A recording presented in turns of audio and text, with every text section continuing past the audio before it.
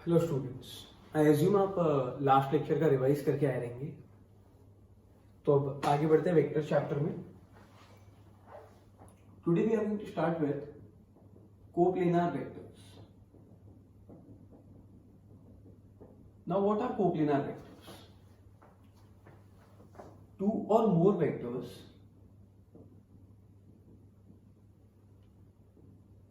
are said to be coplanar vectors if they lie in same plane.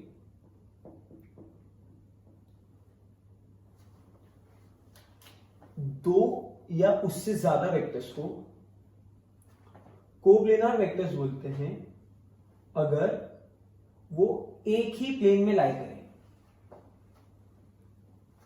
इसका मतलब क्या है? एग्जाम्पल, पहले तो ये बताओ प्लेन का मतलब क्या है? हर फ्लैट सरफेस को हम लोग प्लेन बोलते हैं। Can we say that this is also a plane जिसके पास में दो डायमेंशन है एक्स एंड वाई, तो ये टू डायमेंशनल प्लेन है। तो अपन एग्जाम्पल भी ऐसे लेते हैं। सपोज ये प्लेन है, आप ये भी ले सकते हो, दिस इज ऑल्सो प्लेन। आप कोई भी फिगर ले लो, या तो आप पैरेललोग्राम या कोई रैंडम फिगर ले लो, ये सब प्लेन ही है। इस प्लेन में एक वेक्टर ये, एक वेक्टर ये, कितने वेक्टर्स दिख रहे? तो दोनों वेक्टर्स को हम लोग बोलते हैं कोप्लेनार वेक्टर्स। क्या बोलते हैं? Coplanar vectors. इसी में अगर मैं 3 डालूंगा तो ये तीनों वेक्टर्स को बोलते हैं हम लोग कोप्लेनार वेक्टर्स।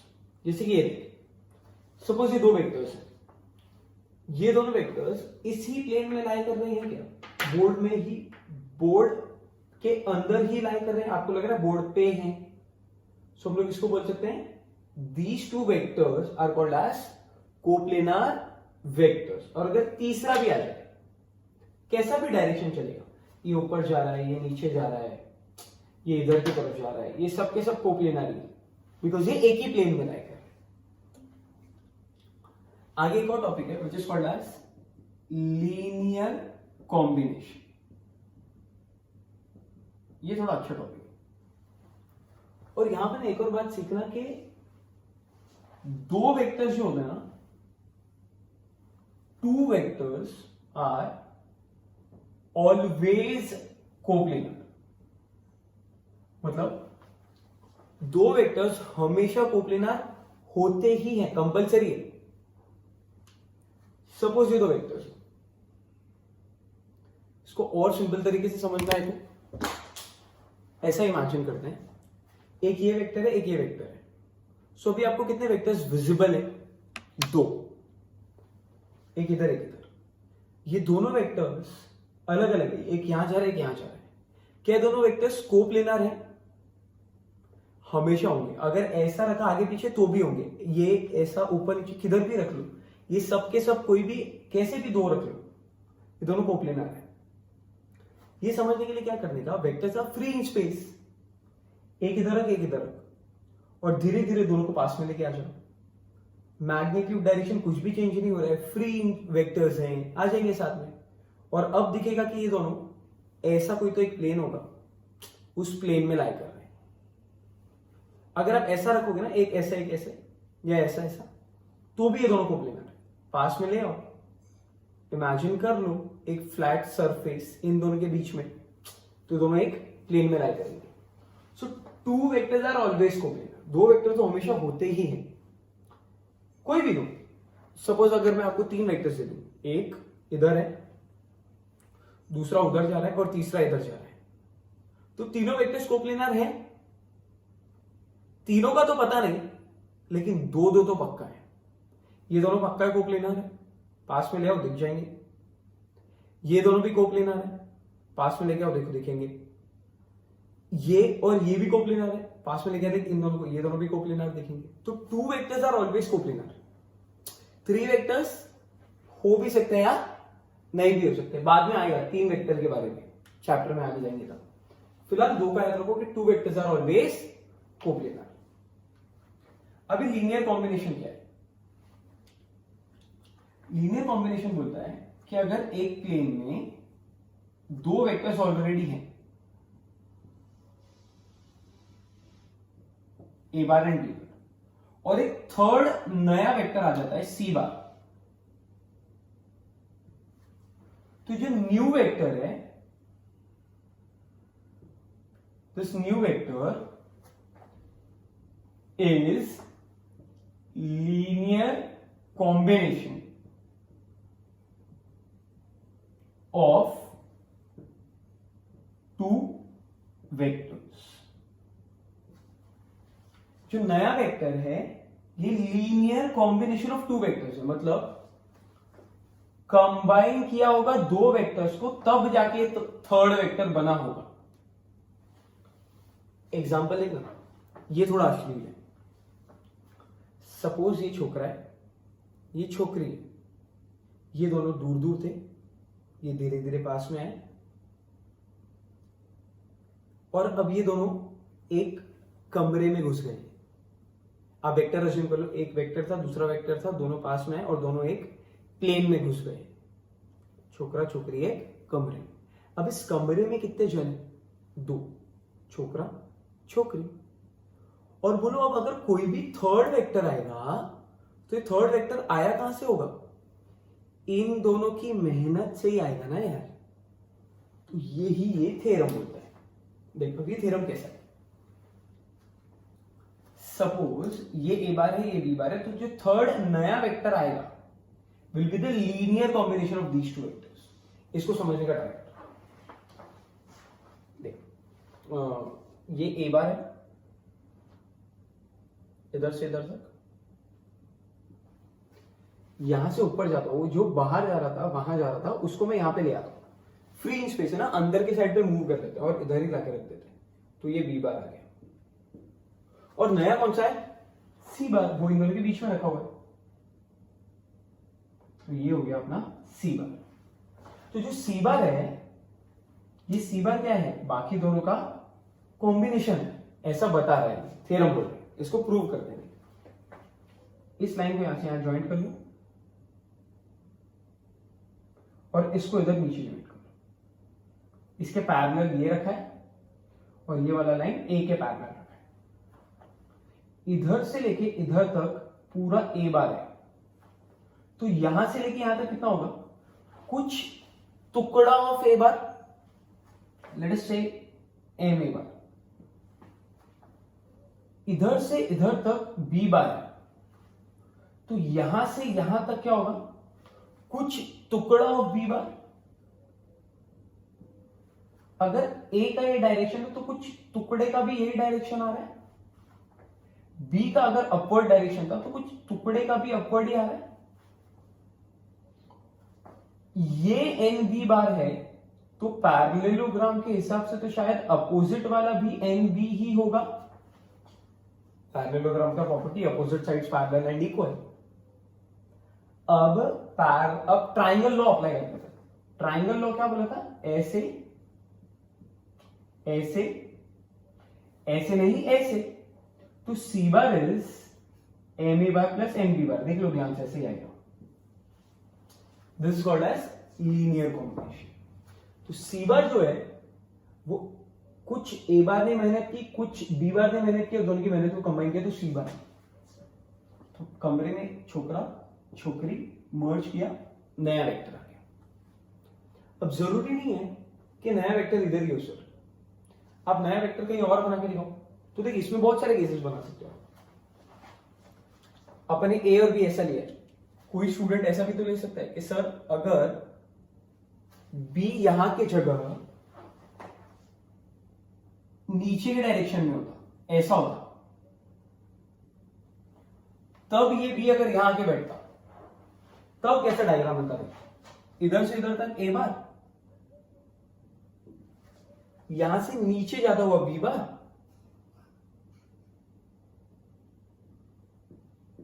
और ऊपर की तरफ आ रहा है अपना सी बार।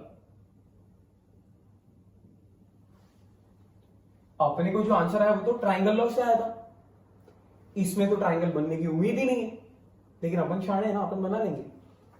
पुल यहां से नीचे जा रहा है तो बी बार है, इसी को अगर मैं उल्टा एग्जैक्टली ऊपर घुमा दूं तो शायद नेगेटिव वेक्टर होने की वजह से ये वाला माइनस बी बार हो जाएगा। सेम लॉजिक वापस अप्लाई कर दो, इसको पैरेलल ये और बी को पैरेलल ये, इधर से इधर तक ए बार था तो दिस इज कुछ टुकड़ा ऑफ ए बार, यहां से यहां तक बी बार था तो दिस इज कुछ टुकड़ा ऑफ बी बार। पैरेललोग्राम की प्रॉपर्टी बोलती है opposite sides are parallel and equal.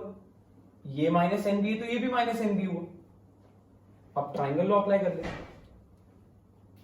ऐसे ऐसे ऐसे नहीं ऐसे, तो C bar will be M A bar minus N B bar.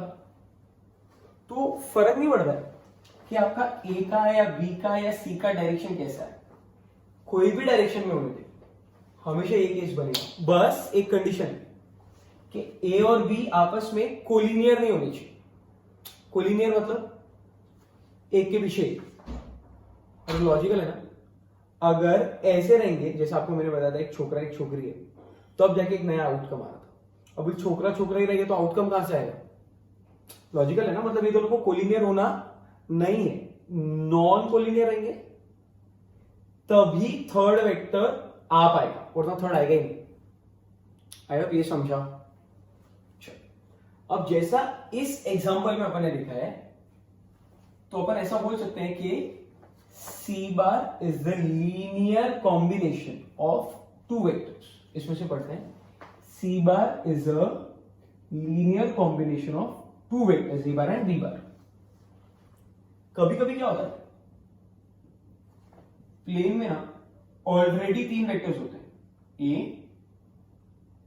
B सी, और एक थर्ड नया वाला आ जाता है फोर्थ। वो वाले केस में क्या बनता है, उस केस में भी आप ऐसे लिखोगे D bar is M A bar M B bar B C bar. इसमें बोलेंगे D bar is linear combination of three vectors A bar B bar and C bar. तो यहां पे नया vector is linear combination of three vectors. इन सब पे आपको थ्योरम्स भी है, आपके क्लास में थ्योरम्स पढ़ाएंगे, अभी थ्योरम्स नहीं पढ़ा रहे, समझेगा नहीं आपको। बस थोड़ा बहुत याद रखना, एग्जांपल के लिए यहां पे लिख लेते हैं।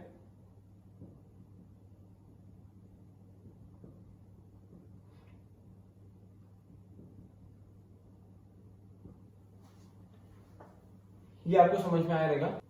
सो the next topic we have is position vectors.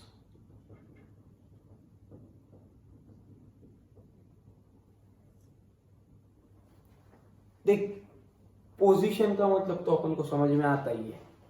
अब ये पोजीशन वेक्टर क्या है ये देख लेते हैं। पोजीशन वेक्टर का मतलब हो गया वेक्टर की पोजीशन बताना, और किसी भी वेक्टर की अगर पोजीशन बताना है ना, so we need a reference point. For example, अगर आपका कॉलेज छूटा है, दिन खत्म हो गया, आपके कॉलेज से आपकी छुट्टी हो गई है,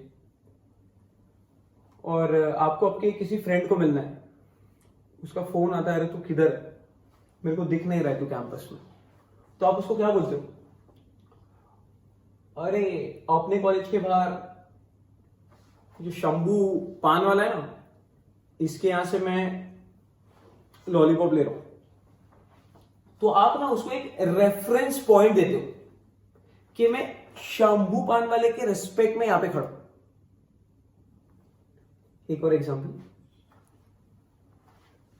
रेलवे प्लेटफॉर्म पे आप हो और आप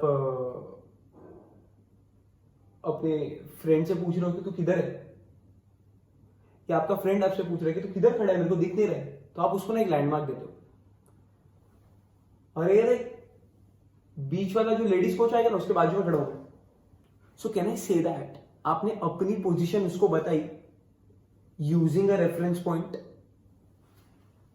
सो किसी की भी पोजीशन अगर बतानी है तो हमको हमेशा एक रेफरेंस पॉइंट लगता है, और वेक्टर चैप्टर में वो reference point we will always assume it as origin.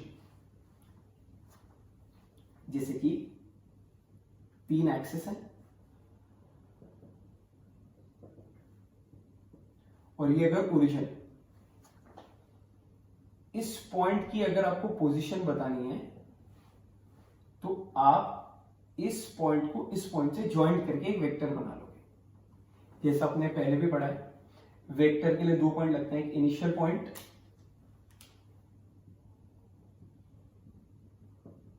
और दूसरा टर्मिनल पॉइंट। और अब जाके आप इन दोनों को ज्वाइंट कर दोगे तो आपको एक वेक्टर बन जाएगा O से P तक, मतलब OP बार। और इसके लिए हम लोग ऐसा लिख सकते हैं, इसको एक नाम दे देते हैं, लेट अस से P बार। थोड़ी देर में सीखेंगे कि P बार क्यों बोलते हैं। यहां पे अपन ऐसा बोल सकते हैं,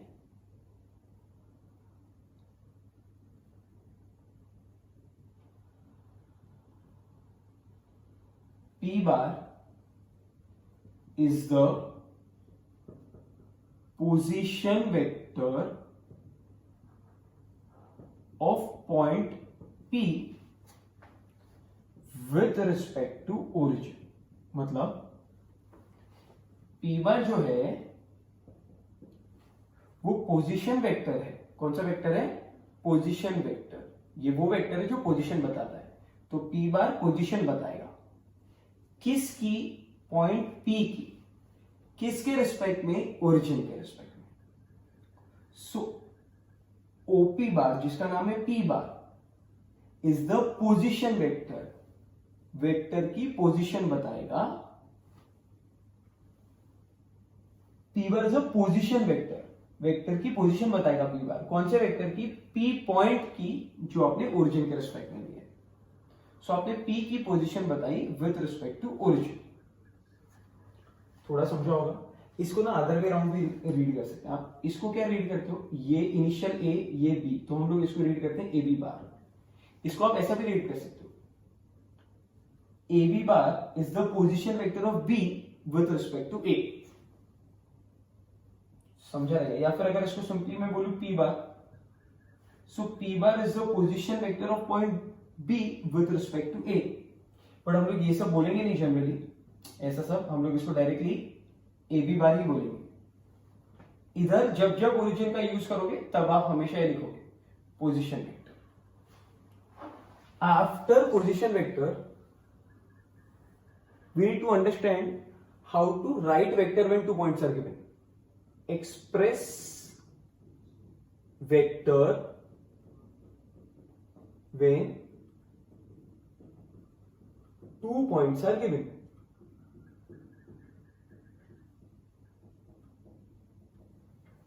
So अगर 2 पॉइंट दिए तब आप वेक्टर को एक्सप्रेस कैसे करो? x, y, z, origin.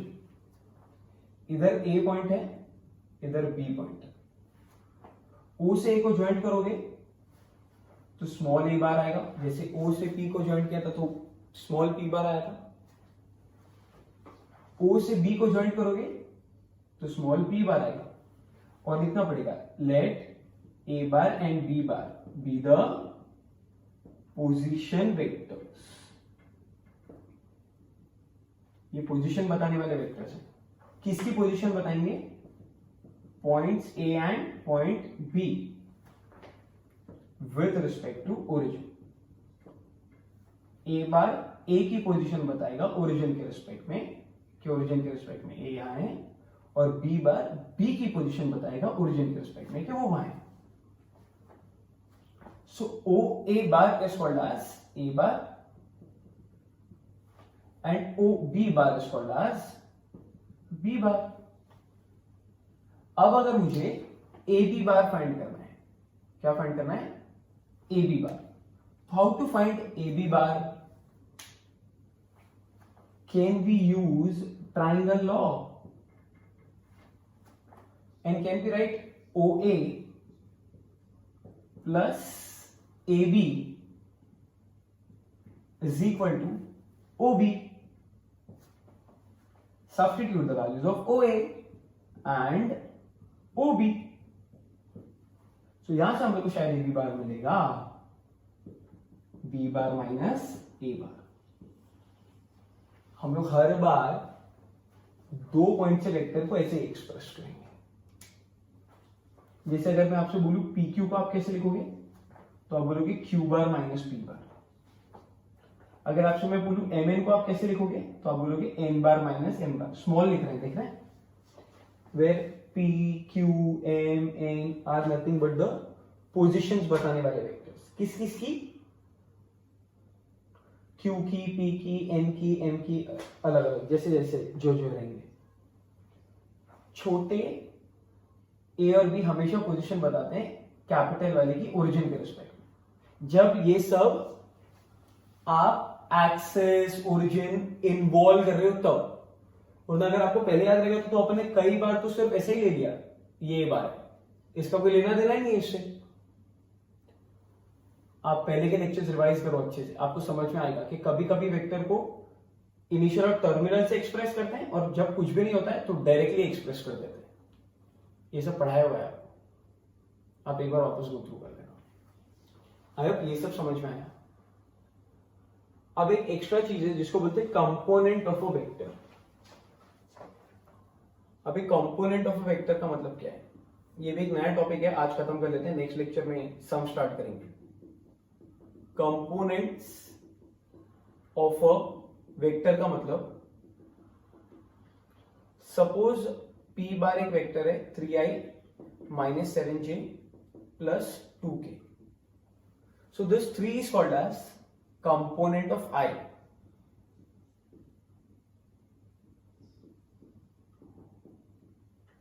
This minus 7 is called as component of J cap. 2 is called as component of K cap. इसको और समझने का ट्राई करोगे तो I cap, जिसका मतलब होता है यूनिट अलोंग एक्स एक्सिस, उसको मैंने 3 से मल्टीप्लाई किया है. तो अगर इधर से इधर तक आई कैप है तो इसको मैं अगर 3 से मल्टीप्लाई करूंगा तो मुझे एक दूसरा भी आई लेना पड़ेगा और एक और तीसरा आई, मतलब 3 आई कैप लेना पड़ेगा. तो यहां से ये समझ में आता है कि x पे हमने 3 का वैल्यू लिया होगा, y पे हमने -7 और z पे हमने 2 लिया रहेगा, तब कहीं जाके स्पेस में एक ऐसा पॉइंट बना रहेगा 3 -7 2 का. So these are called as components of the vector. This is component of I cap, component of J cap, component of K cap. समझ में आया components भी?